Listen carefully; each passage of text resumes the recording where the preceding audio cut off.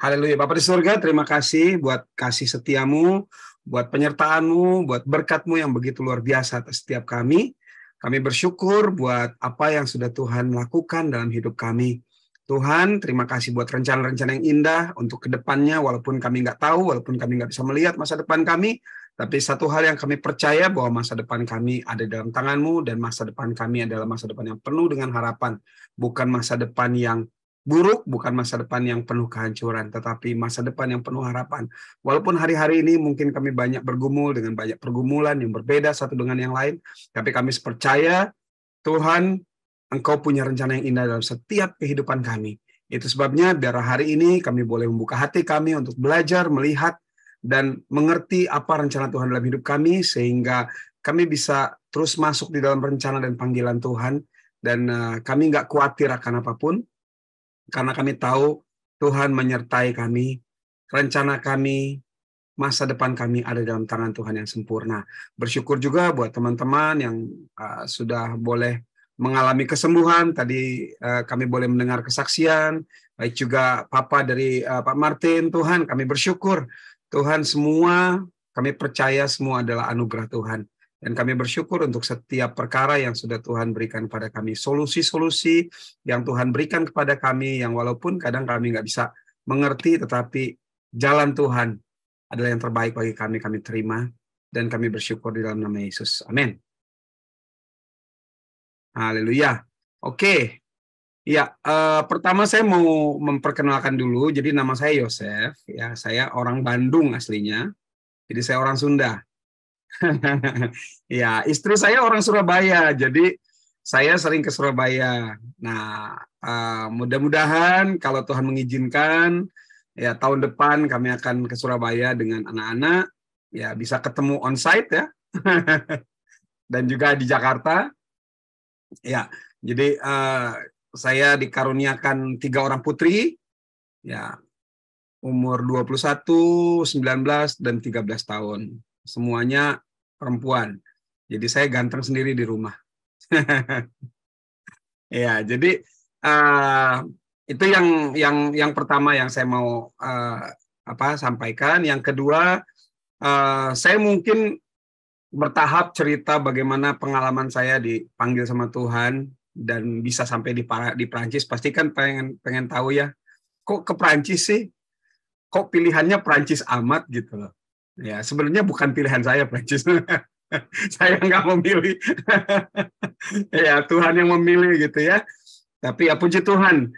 Ya, justru karena saya datang ke Prancis ini tanpa rencana, bukan keinginan saya, tapi justru di Prancis inilah Tuhan tangkap saya, Tuhan panggil saya.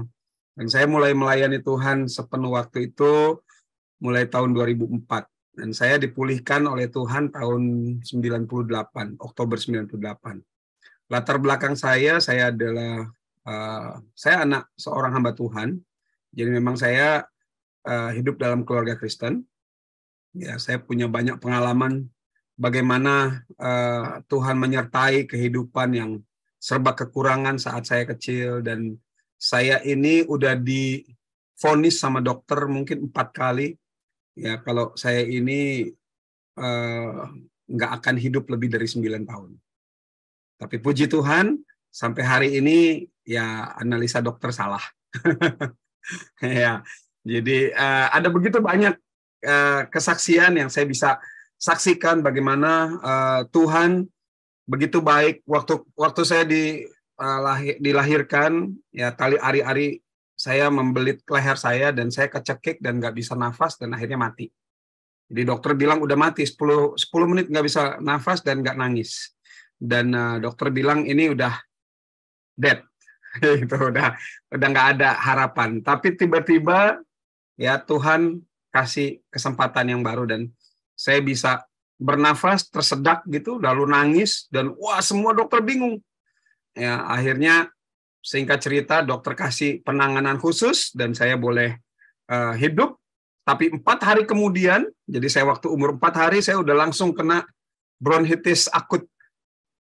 Lalu saya punya problem darah, jadi darah merah saya itu nggak bisa memproduksi dengan benar. Jadi selalu pecah di tengah jalan, sehingga hemoglobin saya itu nggak pernah bisa normal. Nah, hemoglobin saya itu maksimum itu ya sekitar 10-11 itu udah maksimum. Padahal orang normal rata-rata itu 12 setengah. Nah, saya pernah sampai hemoglobin saya hanya tinggal 3,5 atau 4% gitu. Jadi saya udah kayak mayat hidup ini biru semua, ya darah keluar di mana-mana dan lain sebagainya. Dan dokter bilang udah game over. Tapi Tuhan hidupkan saya kembali, gitu. Lalu sampai akhirnya saya punya begitu banyak sakit penyakit yang luar biasa. Saya pernah didukunin juga, coba bayangin saudara. Papa saya pendeta, ya, tapi ya karena udah begitu tertekan, nggak tahu mesti apa lagi, dan akhirnya ikut nasihat keluarga saya dari orang tua papa saya, dari nenek, kakek saya masih belum mengenal Kristus, jadi masih percaya dengan seperti itu. Ya, jadi saya sempat didukunin dan lain sebagainya.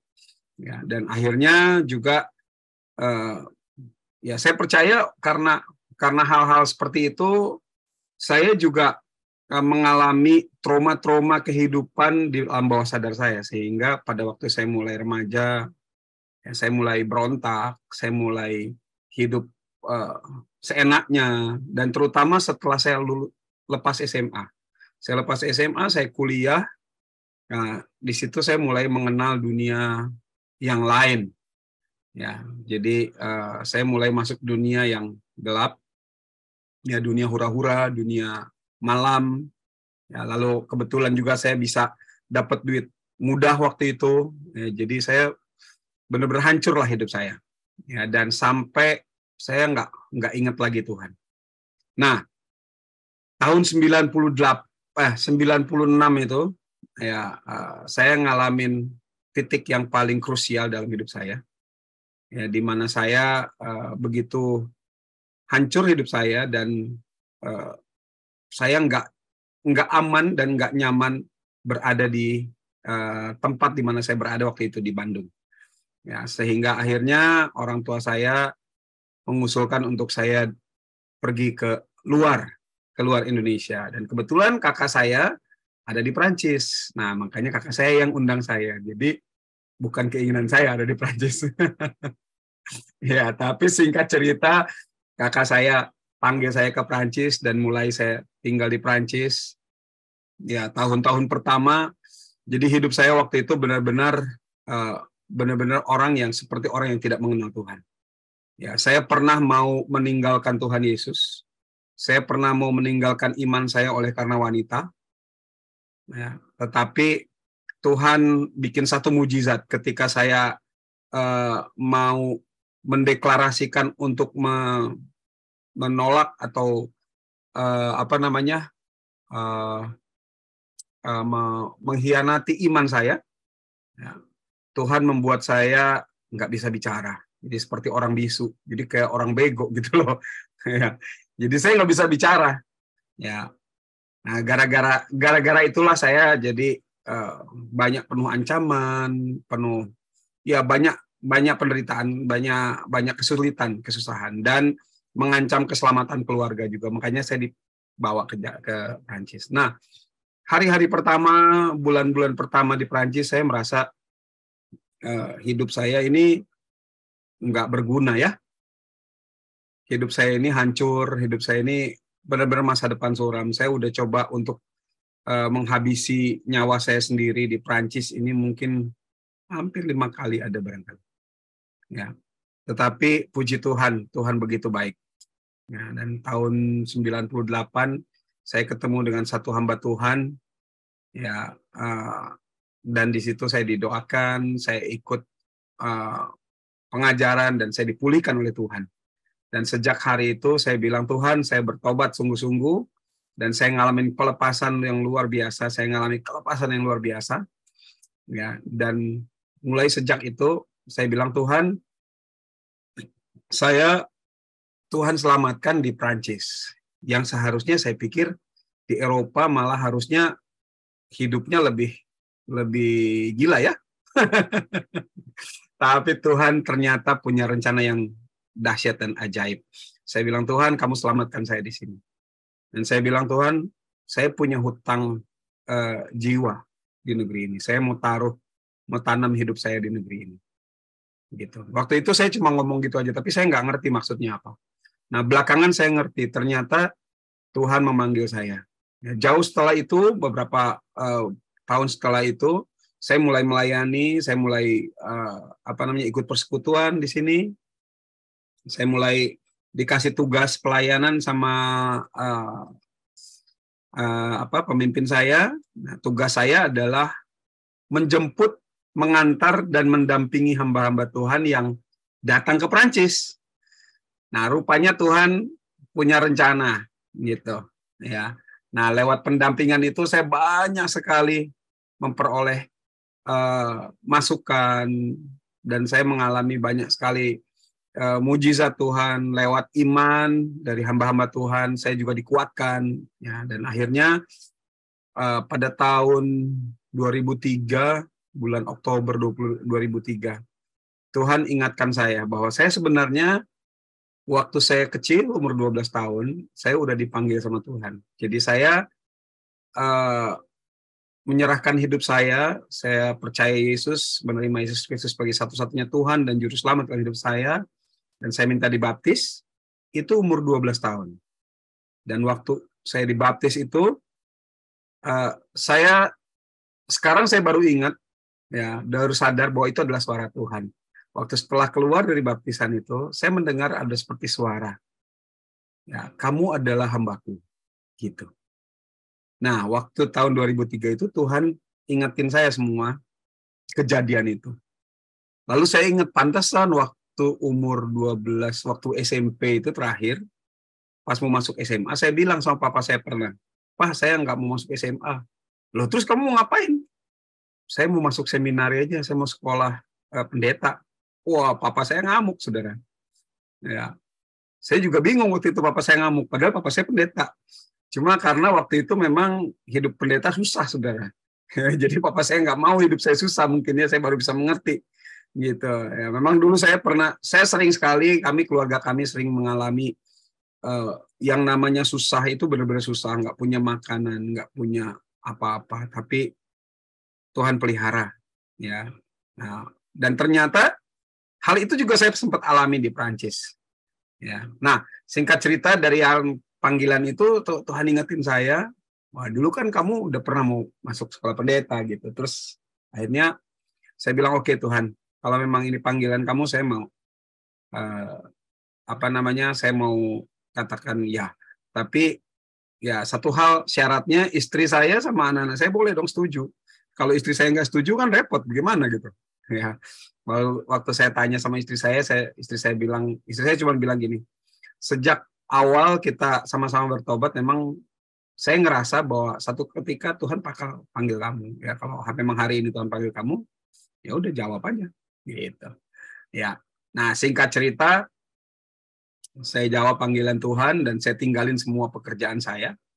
Waktu itu saya udah bekerja dan gaji saya waktu itu cukup lumayan.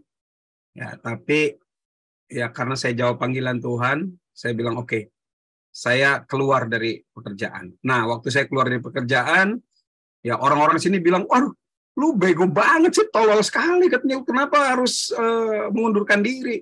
Nah, waktu itu saya jadi pengemudi. Ya, pengemudi untuk salah satu bos dari perusahaan di mana saya kerja. Nah, orang yang dari pemerintahan, yang departemen sosial itu, dia bilang, kalau kamu dikeluarin, kamu akan dapat tunjangan, gitu loh. Tapi kalau kamu keluar, kamu nggak akan dapat tunjangan. Dia bilang, kamu kok nggak minta dikeluarin sama bos kamu lah. Saya bilang, yang keputusan saya untuk keluar kok. Loh, ya tapi jangan keluar gitu, udah. Kamu kan bawa mobil, tabrakin aja mobilnya. Atau bos kamu tabrakin aja kakinya, biar kamu dikeluarin. Saya bilang, kok gini sih? Saya bilang, enggak, udah pokoknya ini keputusan saya, gitu. Nah, singkat cerita, karena saya memang keluar, jadi saya nggak dapat tunjangan sama sekali. Nah, sementara kehidupan harus berjalan. Kalau dapat tunjangan, saya kan tiap bulan ada duit dong. Tapi karena saya keluar, nggak dapat tunjangan, jadi nggak ada duit. Itu yang pertama. Yang kedua, waktu saya keluar, kami baru mau merintis jemaat, baru mau merintis gereja. Jadi kita nggak punya jemaat. Kalau punya jemaat mungkin ya kita bisa dapat dari uang persembahan atau apa ya. Tapi ini nggak ada sama sekali. Jadi benar-benar zero. Nah, di saat itulah kami merasakan, saya ngalamin bagaimana yang namanya hidup kekurangan. Tapi di negeri asing. Kalau di Indonesia masih ada banyak saudara ya. Di sini di negeri asing bahasa repot. Itu nggak punya apa-apa, nggak tahu. Istri saya waktu itu masih jadi pelajar, nggak punya duit juga, nggak punya kerjaan.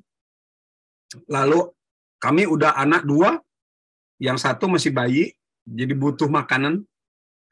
Ya, tapi benar-benar waktu saya jawab panggilan Tuhan, Tuhan itu janjinya nggak pernah berubah. Dia selalu mencukupi kebutuhan kita dan dia selalu menepati janjinya. Nah, satu ketika kita mau makan pagi. Hari itu kita nggak punya uang sama sekali. Sama sekali, zero, nggak punya uang. Saya bilang, Tuhan bagaimana ini ya? Gitu. Terus ya udahlah, ayo kita sembahyang, kita berdoa. Akhirnya singkat cerita kami berdoa, satu keluarga berdoa, anak-anak kami masih kecil-kecil waktu itu. Kita cuma mengucap syukur, Tuhan, kami percaya pemeliharaan Tuhan sempurna. Dalam nama Tuhan Yesus, terima kasih buat makanan, buat kesehatan, buat kekuatan yang Tuhan berikan hari ini. Amin. Udah, anak-anak saya pergi sekolah, saya anterin anak-anak sekolah. Tiba-tiba siang-siang ada orang ketuk pintu, kasih sesuatu. Dia bilang, Pak, ini saya sengaja beli ini, belanja ini buat Bapak. Saya nggak tahu tadi dari supermarket. Waktu saya belanja, kok saya ingat Bapak, terus kok kayaknya saya kepingin aja belanjain buat Bapak. Nih, saya belanjain. Saudara, saya dibelanjain sama seseorang. Yang waktu itu saya nggak kenal orangnya. Jadi bisa kayak begitu ya, luar biasa. Jadi pemeliharaan Tuhan itu luar biasa. Nah, yang saya ingin bagikan, yang saya ingin ceritakan, mungkin saat ini, hari ini temanya adalah bagaimana kalau kita dipanggil oleh Tuhan, kalau kita mau jawab panggilan Tuhan, Tuhan itu nggak akan pernah membohongi janjinya, dia pasti akan menepati janjinya. Tapi pertanyaannya, apakah kita mau terima panggilan Tuhan? Nah, tadi saya dengar beberapa kesaksian tentang kesembuhan, ada yang mau pergi ke China juga ya, ada panggilannya. Jadi hari ini saya rasa ini satu peneguhan yang saya mau bagikan buat saudara semua dari apa yang sudah saksikan tadi, dan juga tentang memberi dan lain sebagainya. Nah, saya mau sharing tentang panggilan Tuhan dalam hidup kita. Ya. Nah, kalau saya saksikan hidup saya, ini bisa nggak akan selesai-selesai. Ada banyak sekali. Tapi hari ini saya mau sharing tentang bagaimana sih kalau kita jawab panggilan Tuhan, itu Tuhan pasti nggak akan pernah meninggalkan kita. Ya, memang kita punya banyak kekurangan. Memang kita mungkin ada di dalam persoalan, ada di dalam pergumulan. Tapi itu semua Tuhan izinkan supaya kita semakin dewasa, supaya kita semakin bergantung sama Tuhan. Dan kita terakhirnya akan melihat bagaimana janji Tuhan itu nggak pernah miss, gitu. Ya. Nah, saya mau sharing tentang apa sih panggilan Tuhan. Ada 3 panggilan Tuhan yang dalam hidup kita tuh yang sering kali kita nggak ngerti. Mungkin saya perlu pakai PowerPoint nggak? Bebas, Pak. Saya sudah jadikan co-host. Oke, saya sharing kalau gitu ya. Oke, oke.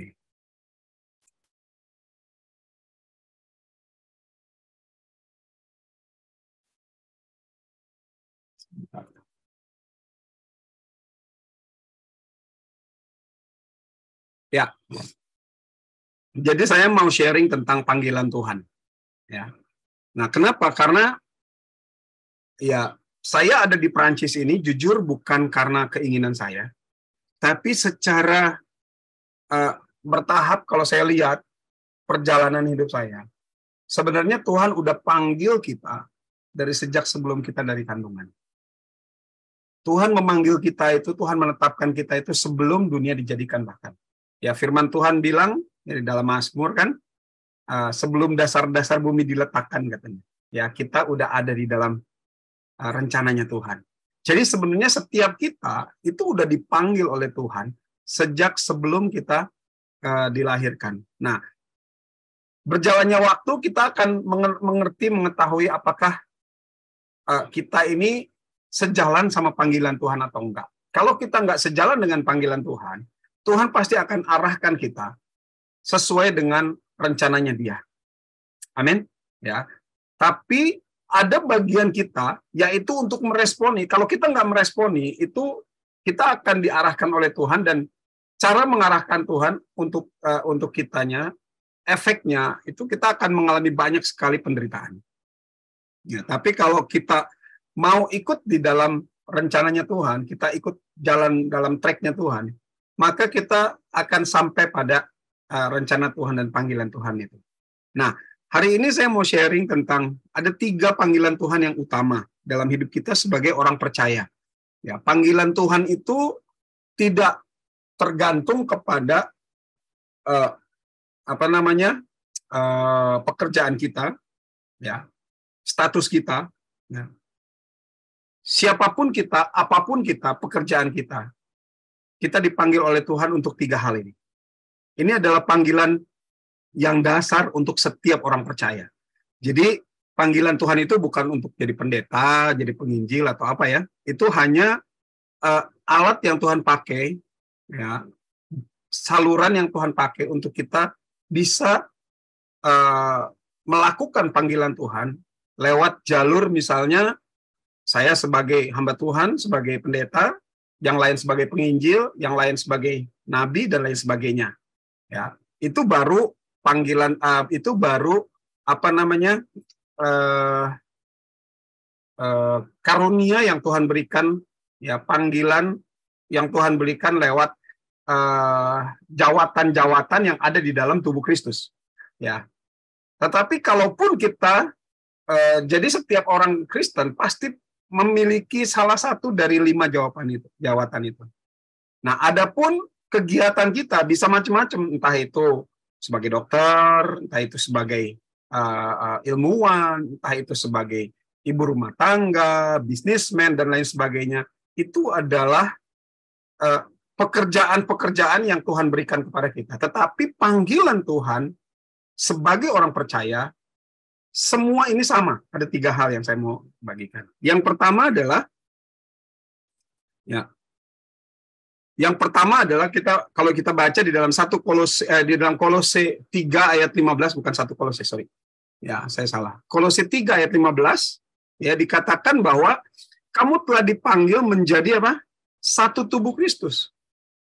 Ya, nanti saudara boleh baca di dalam di Alkitab bahwa kita dipanggil oleh Tuhan, orang yang percaya dipanggil untuk menjadi satu tubuh. Ya. Nah, satu tubuh ini artinya kita dipanggil menjadi satu komunitas di dalam Kristus. Makanya saya tadi katakan, ya, kita sama-sama tubuh Kristus, kita sama-sama keluarga, kita keluarga Allah. Amin. Walaupun kita baru ketemu, sekarang kita bertemu, puji Tuhan. Nanti, kalaupun kita nggak bertemu, satu ketika nanti kita akan bertemu bersama-sama Tuhan di surga. Amin. Ya, artinya apa? Artinya kita dipanggil memang untuk menjadi satu tubuh. Nah, apa maksudnya kita dipanggil menjadi satu tubuh? Bagaimana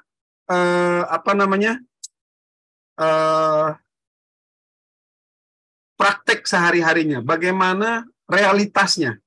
Oke, saya ngerti dipanggil menjadi satu tubuh, tapi bagaimana caranya supaya saya bisa masuk dalam panggilan itu? Nangkep ya? Oke, yang pertama saya temukan ini. Ya, kita harus belajar setia dalam komunitas. Nah, setia dalam komunitas itu bukan seperti gambar ini. Ya, ada orang ke gereja dari kecil sampai tua, dia terus di gereja itu, wah, orang bilang itu setia. Ya, benar, itu bagian dari kesetiaan. Tetapi kesetiaan bukan hanya hadir dan diam di dalam satu rumah Tuhan atau satu komunitas atau gereja. Ya, tetapi ini yang saya temukan. Yang pertama yaitu kita tinggal di dalam komunitas dengan setia, artinya aktif ambil bagian. Ya, dalam apa? Dalam pelayanan, dalam tubuh Kristus, ya, dengan apa? Dengan efektif dan melayani tubuh Kristus. Jadi kita harus lakukan sesuatu. Ya. Supaya apa? Supaya kita bisa menyalurkan potensi yang ada dalam hidup kita, yang Tuhan sudah berikan, yaitu talenta, sehingga apa yang kita punya dari Tuhan, kita bisa kembangkan dan kita bisa jadi berkat buat orang. Amin. Ya, itu panggilan kita. Nah, dimanapun kita berada, apapun kita statusnya, ini yang Tuhan mau. Ya, jadi setiap orang percaya, ini adalah tugas dan panggilan ya setiap orang percaya. Kalau saya katakan setiap orang percaya, artinya orang yang sungguh-sungguh di dalam Kristus. Jadi orang yang sungguh-sungguh dalam Kristus, nggak mungkin dia diam aja. Ya, karena kalau diam aja, ya kelihatannya setia. Orang dunia bilang, oke, ini setia. Tapi kalau tidak melakukan sesuatu, ya tidak dapat dikatakan setia. Ya, dari mana buktinya? Ya, yang pertama gini, kalau nggak aktif itu, kalau kita baca di dalam Matius 25, ya, saudara tahu ini tentang hamba yang dikasih talenta ya. Nah, ada hamba yang dikasih 1 talenta. Nah, dia setia nggak? Dia sebenarnya kalau di konteks setia ini hanya tetap, ya dia setia. Dia taruh talentanya, dia nggak kurangi itu talenta, tapi dia juga nggak tambahin itu talenta, tapi pokoknya dia pegang aja, dia kuburin makan supaya jangan sampai rusak, dan dia pelihara, dia jaga loh. Tapi dia nggak bikin apa-apa, dia hanya taruh aja. Artinya apa? Artinya dia tidak produktif, artinya dia nggak aktif, artinya dia nggak melakukan sesuatu. Gitu loh. Apa yang Tuhan bilang? Dia hamba yang jahat. Nah, kalau kita sebagai orang Kristen, kita sebagai orang percaya, kita nggak melakukan sesuatu untuk pekerjaan Tuhan. Kita nggak akan melakukan sesuatu untuk supaya potensi yang Tuhan kasih dalam hidup kita itu bisa berkembang dan menjadi berkat dan memuliakan Tuhan. Kita jahat menurut Tuhan. Gitu. Kita boleh melayani Tuhan, wah oke, dari kita boleh ke gereja setiap hari, ya setiap minggu. Ya orang lain nggak ada, pokoknya saya hadir. Gitu. Ya tapi kalau kita nggak mengerjakan sesuatu, kalau kita hanya menjadi jemaat yang pasif, saudara, ya, maka pada ujungnya bisa-bisa Tuhan bilang kita ini hamba yang jahat, karena kita nggak melakukan sesuatu. Amin. Jadi setiap orang Kristen kita harus lakukan sesuatu. We have to do something, something yang membuat potensi yang ada yang Tuhan kasih dalam hidup kita itu berkembang. Nah, apa potensi yang ada dalam hidup kita? Setiap kita punya potensi yang Tuhan kasih. Mari kita kembangkan supaya apa? Supaya lewat hidup kita, potensi hidup kita, kerajaan Allah dinyatakan. Amin. Ya. Nah, lalu dikatakan orang yang diam aja, walaupun setia, ya, tapi nggak mengerjakan sesuatu, itu sama dengan orang yang nggak bertanggung jawab. Ya, seperti hamba yang punya 1 talenta ini. Ya, dia tetap loh. Dia setia. Waktu tuannya datang, dia kasih Tuhan, ini punya Tuhan. Tapi karena dia nggak kembangkan, dia dianggap orang yang tidak bertanggung jawab dan jahat. Jadi saudara, kalau kita mau kita menjadi orang yang bertanggung jawab terhadap panggilan Tuhan, maka ini kita harus lakukan. Kalau enggak, kita sia-sia menjadi orang Kristen. Amin. Ya. Nah, itu sebabnya karena kita dipanggil untuk menjadi satu tubuh, makanya setiap kita harus aktif dalam membangun komunitas, dalam membangun tubuh Kristus. Ya, gaya hidup saling. Ya, saling mengasihi, saling membangun, saling menolong, saling mendukung. Selalu ada sesuatu yang kita bisa bangun di dalam komunitas itu. Amin. Jadi jangan tunggu orang membangun kita. Jangan tunggu orang datang sama kita. Jangan tunggu orang nanyain gimana keadaan kita. Jangan tunggu orang care sama kita. Tapi kita yang harus lebih dahulu. Kita yang harus aktif. Nah, kalau pasif, maka potensinya ini nggak berkembang kalau pasif. Ya, kalau kita baca di dalam Matius 25 itu tentang talenta itu, ya, yang 5 talenta menghasilkan 5 talenta, yang 2 talenta menghasilkan 2 talenta. Amin. Jadinya apa? Jadinya mereka aktif. Nah, yang ini nggak aktif. Nah, kita di dalam membangun tubuh Kristus, membangun komunitas yang sejati, itu kita harus aktif. Jangan cuma sekedar diam. Tapi mari kita, apa ya potensi kita yang kita bisa berikan? Apa yang kita punya? Ya, mari kita lakukan itu untuk membangun tubuh Kristus. Nah, waktu saya dapat ini, saudara, dulu saya setia di gereja. Waktu sampai saya sampai lulus SMA. Saya kalau nggak ke gereja hari Minggu rasanya ada yang kurang gitu loh. Ya, ada yang aneh. Ada yang kurang lah pokoknya. Tapi saya nggak ngerjain apa-apa. Nah, karena saya pikir gini, kan menginjil itu tugasnya pendeta. Pendeta udah dikasih tugas, pendeta udah kasih persembahan, pendeta udah dikasih rumah, pendeta udah dikasih ini, ya udah lu kerjaan lu dong gitu. Saya mah jemaat ya, pokoknya saya datang, pokoknya saya minta ada firman yang enak, firman nggak enak ya gue nggak mau terima. Kalau firmannya enak, oke deh. Nah, tapi ternyata saudara, setelah saya ngerti ini, ternyata saya menjadi hamba yang jahat. Gitu. Dan ini yang Tuhan mau sebenarnya, supaya setiap kita orang percaya ini mengerti, ya, bahwa kita perlu aktif dalam membangun tubuh Kristus. Kita perlu lakukan sesuatu supaya tubuh Kristus semakin eksis dan semakin nyata, semakin diperbesar kerajaan Allah. Amin. Nah, yang kedua, dalam 1 Petrus 2 ayat 20 dan 20b sampai 21 ya. Dikatakan bahwa kita dipanggil itu untuk menderita. Jadi kita dipanggil itu bukan untuk senang-senang. Ada banyak orang Kristen kita dipanggil jadi orang Kristen. Oh, kamu jadi orang Kristen tenang aja, kamu pasti diberkati, kamu pasti ini, kamu pasti itu dan lain sebagainya. Oh, betul. Janji Tuhan ya dan amin. Tuhan nggak mau kita menderita. Ya, itu sebabnya Dia sudah menderita duluan buat kita, buat dosa kita. Karena kita nggak mungkin bisa menderita untuk dosa kita. Kita nggak mungkin bisa membayar dosa kita. Jadi kita mau menderita sebagaimanapun juga nggak mungkin itu bisa membayar dosa kita. Makanya Tuhan Yesus sudah menderita buat dosa kita. Dia yang sudah membayar dosa kita. Amin. Kita nggak perlu bayar dosa kita. Tetapi Tuhan memanggil kita supaya kita bisa menderita bersama Kristus. Nah, ini panggilan seorang percaya, ya. Ini bukan hanya sekedar panggilan bagi hamba-hamba Tuhan dalam tanda petik pendeta, ya, tetapi ini panggilan semua anak Tuhan. Ya.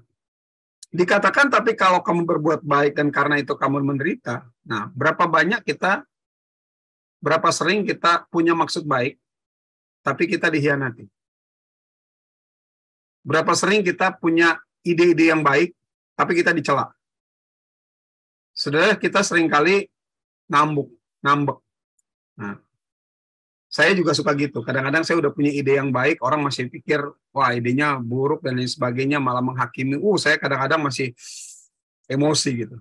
Ya, tapi kalau saya ingat lagi firman ini, bahwa memang ya itu salah satu panggilan Tuhan supaya kita menderita. Kenapa? Kita menderitanya nggak seberapa.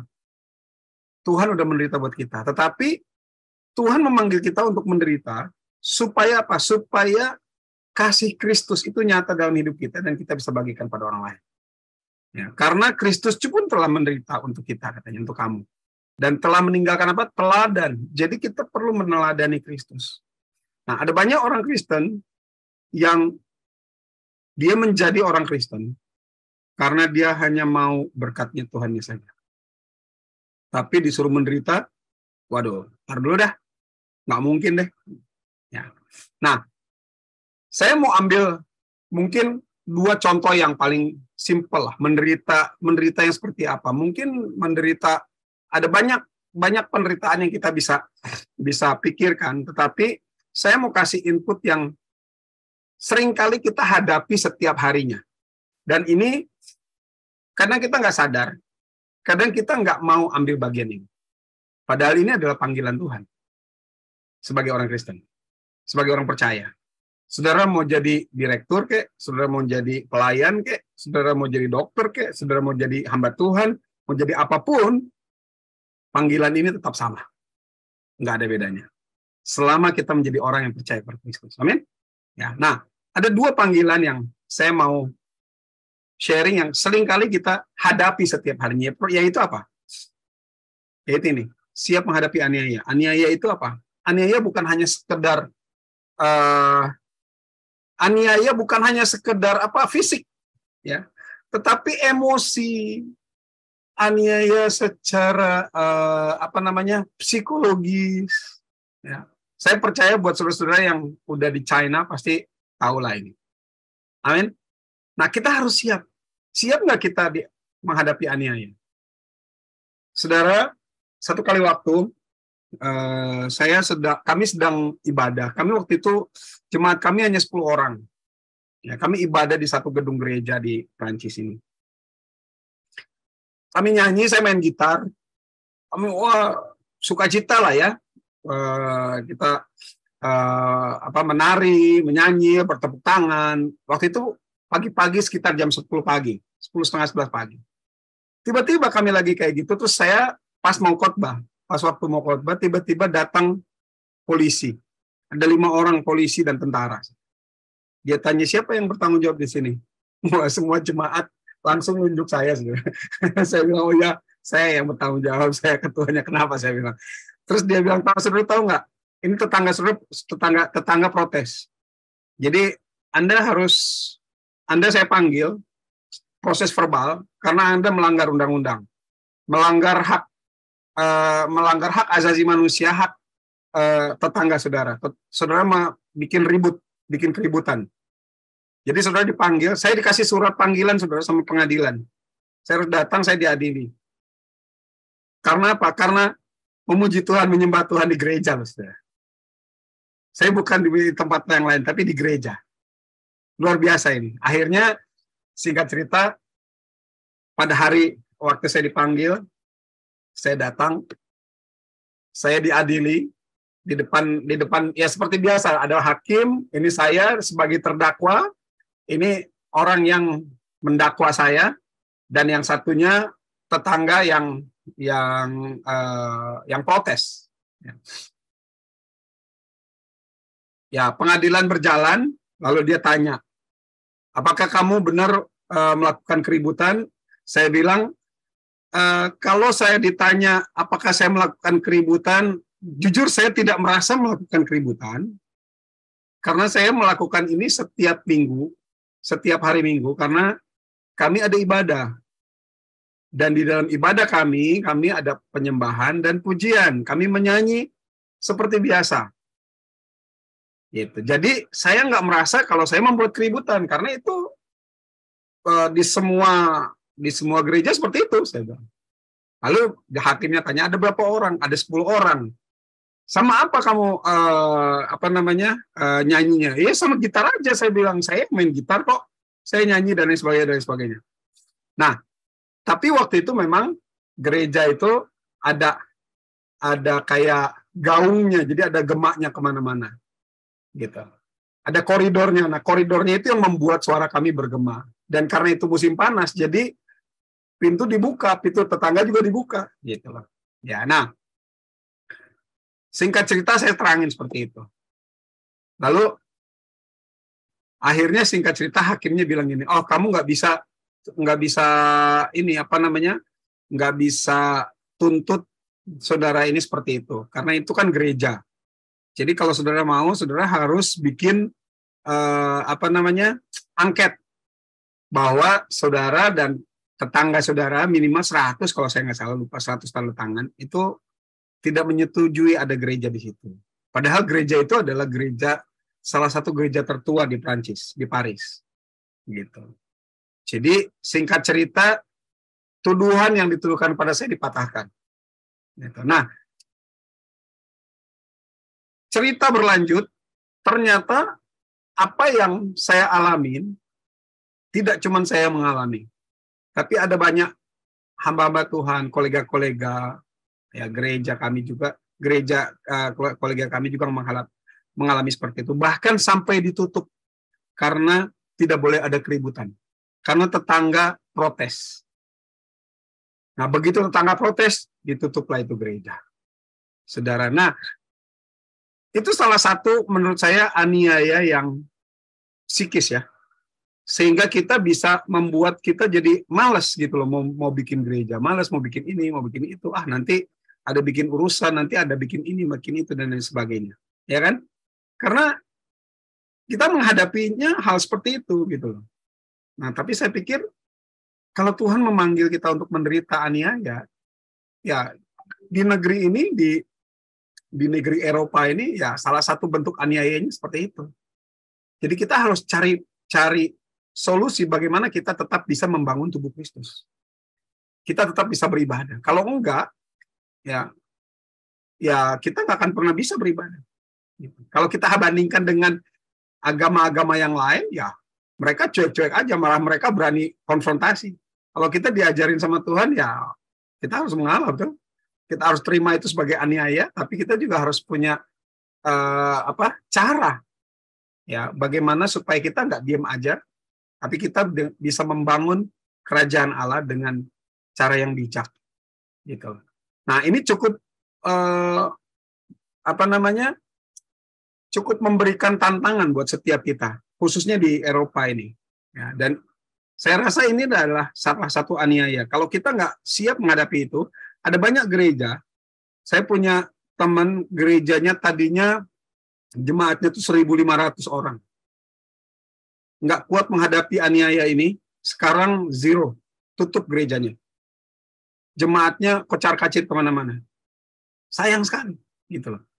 Ya kenapa? Karena memang nggak siap menghadapi ini. Atau aniayanya begitu berat.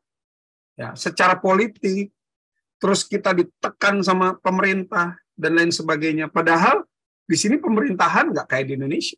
Di sini pemerintahan dibilang ya semua punya hak yang sama. Tapi ketika kita mau melakukan pengembangan tubuh Kristus, gereja ditolak, dianiaya. Stop. Gitu. Ya. Ini ada cara-cara iblis membuat anak-anak Tuhan lemah dan akhirnya menyerah. Nggak siap menanggung penderitaan. Ya. Nah, saudara, ini adalah salah satu bentuk aniaya. Yang kedua, yang kita bisa sering hadapi sehari-hari adalah ini. Kita harus mengasihi orang yang menganiaya kita. Ini nggak gampang kan? Ya. Tapi setiap hari kita ngalamin ini. Kita menderita nggak kalau harus mengasihi musuh? Menderita loh. Kalau buat saya menderita. Gitu loh. Tapi that's our calling. Gitu. Kita harus terima itu dengan sukacita. Kita harus doain mereka. Kita harus berkatin mereka. Amin, saudara. Ya. Nah, dua hal ini seringkali kita hadapin di dalam kehidupan kita sehari-hari. Kita nggak perlu ngalamin penderitaan yang, waduh, harus sampai kayak gimana, nggak perlu. Tapi dengan kita dibully mungkin, dengan kita dikucilkan, dengan kita seperti saya cerita tadi, kita nggak boleh bangun gereja. Saudara, di Prancis ini kalau kita mau bangun gereja, walaupun kita punya duit banyak, nggak, susahnya setengah mati. Tapi kalau buat bangun vihara atau lain, apalagi masjid, gampang. Tapi untuk bangun gereja, itu butuh perjuangan yang besar. Dan kita perlu mengasihi orang-orang yang nggak mengerti seperti itu. Ya, ada teman saya, kolega kami, dia seorang hamba Tuhan, tapi juga seorang pembisnis. Ya. Dia habiskan uang beratus-ratus ribu euro untuk keluar izin. Jadi dia bikin satu gedung. Jadi dia beli satu kawasan, besar sekali kawasannya. Dia bikin satu gedung juga. Dia bikin satu gedung, ya. Dia mau supaya gedung itu, dia bikin ada beberapa gedung. Nah, dia mau supaya itu dijadikan pusat pelatihan untuk gereja. Begitu tahu itu pemerintah, gereja, langsung diblok, saudara. Nggak keluar izinnya. Sampai akhirnya, teman saya ini berpikir, karena dia orang bisnismen, akhirnya oke, nggak usah gereja deh. Saya bikin untuk saya bikin ruangan untuk disewa-sewain aja untuk sewa untuk party, gitu. Karena orang sini suka party. Jadi oke, saya sewain buat party. Keluar saudara izinnya. Nah, tapi jadi dia punya strategi, dia keluarin, akhirnya dapat izin, jadi ruangan itu disewain untuk party, tapi setiap hari Sabtu dan Minggu, dia khusus sewain ke gereja. Jadi gerejanya dia bikin gereja, jadi gereja dia sewa ke perusahaan itu. Nah, saudara, lama-kelamaan ketahuan sama pemerintah bahwa itu dipakai gereja. Mereka bergumul lagi dan harus bergelut, harus perang dan lain sebagainya, artinya perang secara rohani. Ya, sampai akhirnya dia pikir, saya harus maju jadi wali kota. Dan akhirnya dia coba untuk maju untuk jadi wali kota. Kenapa? Hanya untuk bisa mempertahankan bahwa dia bisa membangun gereja itu dan gereja itu bisa tetap eksis di situ. Saudara, ini salah satu tantangan yang cukup berat di Eropa. Ini adalah musuh kita, tapi kita harus mengasihi mereka. Amin. Ya. Ini penderitaan buat setiap anak Tuhan yang saya alami di sini, yang kami alami di sini. Saya nggak tahu apa yang saudara alami, tapi saya percaya, saya yakin dua hal ini pasti akan sering kali ditemui di dalam membangun rumah Tuhan. Amin. Yang berikutnya terakhir, dalam 1 Petrus 3 ayat 9 dikatakan bahwa hendaklah kamu apa? Memberkati. Tadi saya senang ada yang bersaksi bahwa kita harus memberi. Kita harus memberkati. Ya. Nah, kita ini dipanggil bukan untuk menerima berkat loh, saudara. Ya, kita dipanggil untuk memberkati. Memang ujung-ujungnya kalau kita memberkati, kita pasti akan diberkati. Firman-Nya begini, karena untuk itulah kamu dipanggil, yaitu untuk apa? Memperoleh berkat. Jadi kalau kita mau memperoleh berkat, kita harus jawab dulu panggilan kita, yaitu apa? Memberkati. Kalau kita memberkati, maka kita akan memperoleh berkat. Amin. Ya, kita nggak mungkin bisa memperoleh berkat tanpa kita memberkati. Karena itu panggilan kita. Jadi kita mesti memberkati orang. Nah, justru dengan memberkati orang, itulah berkat dari Tuhan buat kita. Kita bisa memberkati orang, itulah berkat Tuhan buat kita. Nah, maksudnya ya. Jadi, berkat Tuhan itu seperti tadi yang kita bisa terima, ada lebih baik dari memberi daripada menerima. Nah ini. Waktu kita memberi, sebenarnya itulah berkat kita. Jadi berkat kita itu bukan apa yang kita peroleh sebenarnya. Ketika kita memberi, ketika kita memberikan sesuatu, that's our blessing. Nangkep saudara? Ya. Banyak kali kita konsepnya orang Kristen yang namanya berkat Tuhan tuh terima, dapat. Tapi kita nggak mau memberi. Nah, padahal berkat yang sesungguhnya itu adalah ketika kita memberi berkat, ketika kita memberi. Amin. Nah, singkat saja, apa yang kita bisa berikan? Memberkati orang itu dikatakan beri maka akan diberi. Itu prinsipnya. Amin. Saya rasa semua kita tahu, ya. Nah, artinya memberi apa sih buat sesama kita? Memberi apa yang kita bisa berikan? Yang pertama kita bisa berikan waktu. Ya. Kalau kita dipanggil untuk memberi, berilah waktu. Waktu untuk apa? Ada beberapa hal yang saya mau bagi ini. Yang pertama, waktu untuk berdoa. Tadi kita juga bilang nanti ada waktu doa akhir tahun ya. Nah, saudara beri waktu untuk berdoa. Beri waktu untuk keluarga kita, berdoa untuk keluarga, berdoa untuk tubuh Kristus, berdoa untuk orang lain, berdoa untuk orang-orang yang menyakiti kita, musuh kita, dan lain sebagainya. Kasih waktu untuk berdoa. Ada seringkali kita orang Kristen, apalagi hamba-hamba Tuhan, ya, terlalu sibuk dengan kegiatan ya rohani, sehingga kadang dia lupa untuk berdoa. Saudara, kegiatan rohani itu baik, tapi yang Tuhan mau adalah kita memberi waktu untuk berdoa. Amin. Yang selanjutnya, kita siap memberi waktu untuk apa? Untuk kehadiran kita, terutama buat keluarga kita. Ya, kalau kita nggak kasih waktu untuk kehadiran kita dirasakan oleh keluarga kita, saudara, kita sia-sia membangun tubuh Kristus. Karena tubuh Kristus yang pertama-tama kali adalah keluarga kita. Tuhan bilang begini, kalau satu orang diselamatkan, seluruh isi rumah diselamatkan. Itu. Saudara ingat janji itu? Ada firman itu. Artinya apa?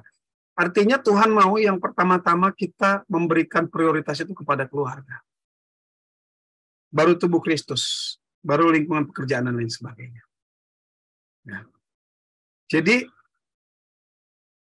kalau kita ada di rumah, kita harus juga berusaha untuk kehadiran kita itu dirasakan. Terutama untuk bapak, terutama untuk para pria. Nah, saya bicara untuk para pria di sini. Seringkali para pria kalau datang dari kerja, datang dari pelayanan capek di rumah maunya istirahat. Anak-anak datang, papa, diam, papa mau istirahat. Atau ada istri datang, kita datang, istri berbicara dan semuanya, bentar mah aku mau istirahat dulu. Padahal mereka udah menanti kita, menunggu kita. Saudara, beri waktu untuk kehadiran kita. Jadi kita harus siap bahwa kehadiran kita dirasakan sama keluarga. Ya, karena waktu kita hadir, ingat nggak saudara, bahwa yang kita rindukan apa? Hadirat Tuhan, betul? Kita rindukan hadirat Tuhan. Kita berdoa, tapi kalau kita nggak rasakan hadirat Tuhan, kadang-kadang kita boring, betul? Kita suka, aduh Tuhan kok rasanya kamu nggak hadir. Artinya apa? Artinya kehadiran itu penting. Nah, demikian juga buat keluarga kita. Kehadiran kita itu sangat penting buat keluarga kita. Kalau kita mau jadi berkat buat mereka, kalau kita mau memberi buat mereka, kalau kita mau supaya mereka mengasihi dan mengalami Kristus, kita harus hadir di dalam keluarga kita. Kita harus hadir dalam tubuh Kristus. Amin? Ya. Yang berikutnya, siap selalu untuk melayani. Kita kasih waktu, kita punya waktu untuk melayani. Ya. Kita kasih spare, kita dikasih waktu 24 jam, kita punya waktu, oh ini waktunya, ini untuk melayani dan sebagainya. Kita siap untuk melayani. Siapa yang memerlukan uluran tangan kita siap. Amin. Yang berikutnya. Nah, ini yang tadi kita bicara. Siap memberikan harta. Nah, harta itu apa? Bisa berupa uang, perpuluhan, persembahan kasih dan lain sebagainya. Ya. Ada banyak pengajaran tentang perpuluhan dan persembahan, saya rasa bukan ini waktunya, tapi ini adalah panggilan Tuhan dalam hidup kita untuk kita bisa memberikan sesuatu. Nah, yang kedua, berikan hartamu untuk pembangunan potensi dan pengetahuan. Artinya gini,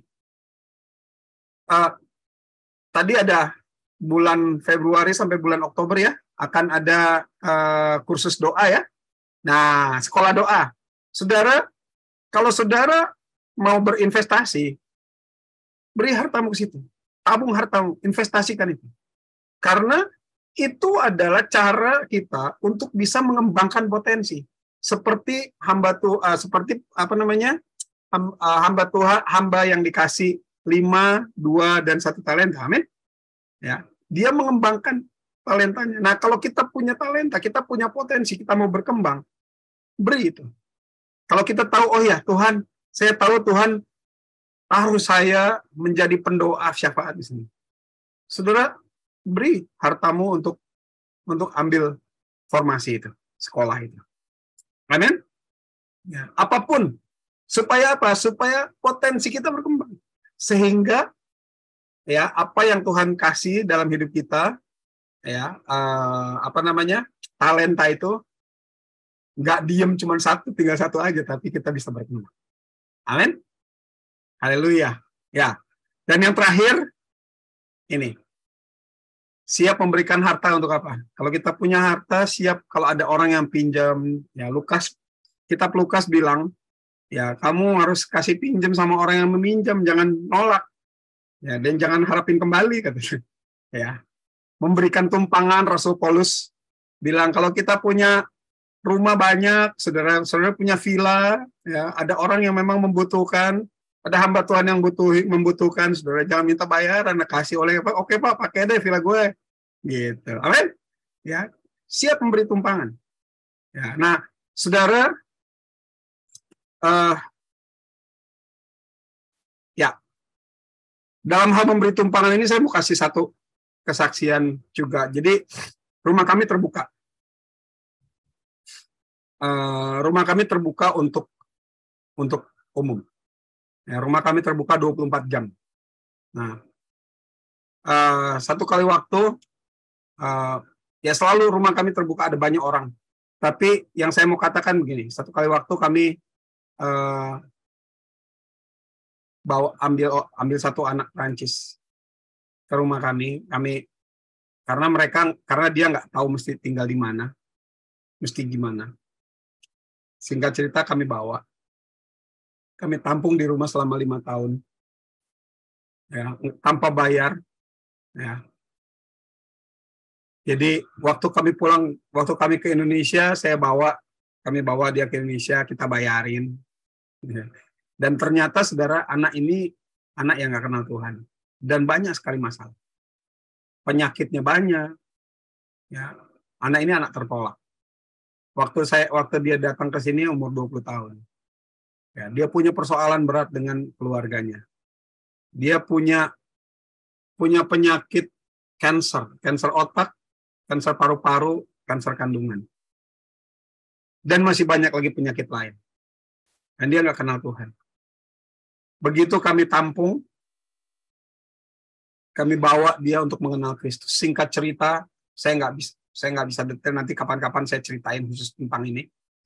Ya, kalau ada waktu. Ya. Nah, ini tentang pembapaan juga. Jadi saya bilang, oke, rumah kami terbuka, masuk aja. Nah, singkat cerita, setelah dia tinggal, kami perkenalkan dia kepada Kristus. 6 bulan kemudian dia terima Yesus sebagai Tuhan Juru Selamat, dia dibaptis. Setahun kemudian itu penyakit semua hilang. Dan ternyata banyak penyakit dia itu karena stres.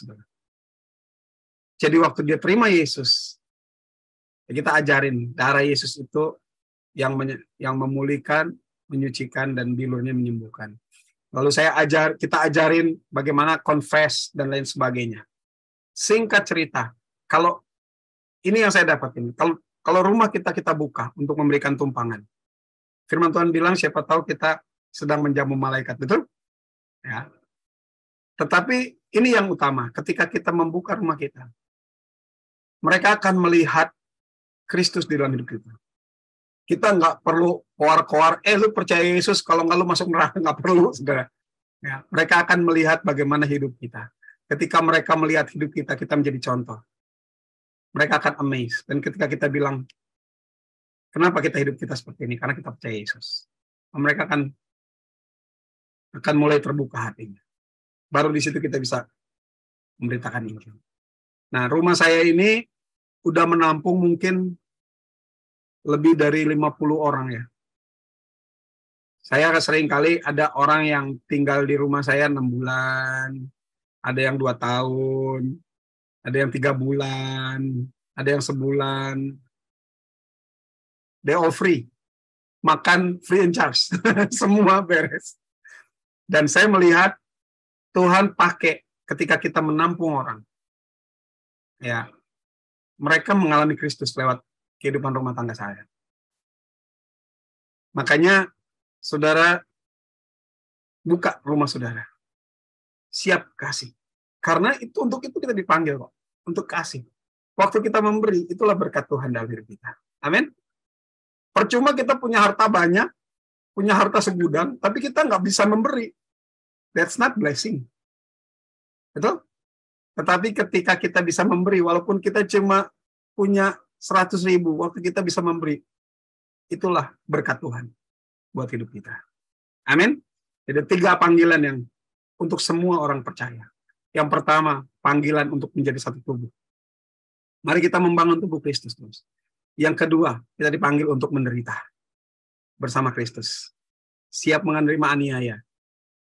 Belajar untuk mengasihi musuh. Dan yang ketiga, kita siap memberi. Karena dengan kita memberi, maka kita tahu kita diberkati oleh Tuhan. Amin. Puji Tuhan, Tuhan Yesus memberkati. Hai BCC Family, hope you are blessed dengan firman Tuhan yang telah dibagikan. Remember, the Bible said, berbahagialah orang yang mendengarkan dan mentaati firman Allah. So together, let's try to put today's word of God into practice. Oh, dan aku encourage kita untuk boleh sama-sama follow BCC's Instagram and subscribe to our YouTube account supaya kita boleh terus sama-sama diperlengkapi dan bertumbuh untuk menjadi semakin serupa Kristus. Bagi teman-teman yang membutuhkan dukungan doa, counseling, atau komunitas untuk bertumbuh, you are very welcome to DM us on Instagram atau juga bisa email pada alamat yang tertera. See you soon ya BCC Family. God bless!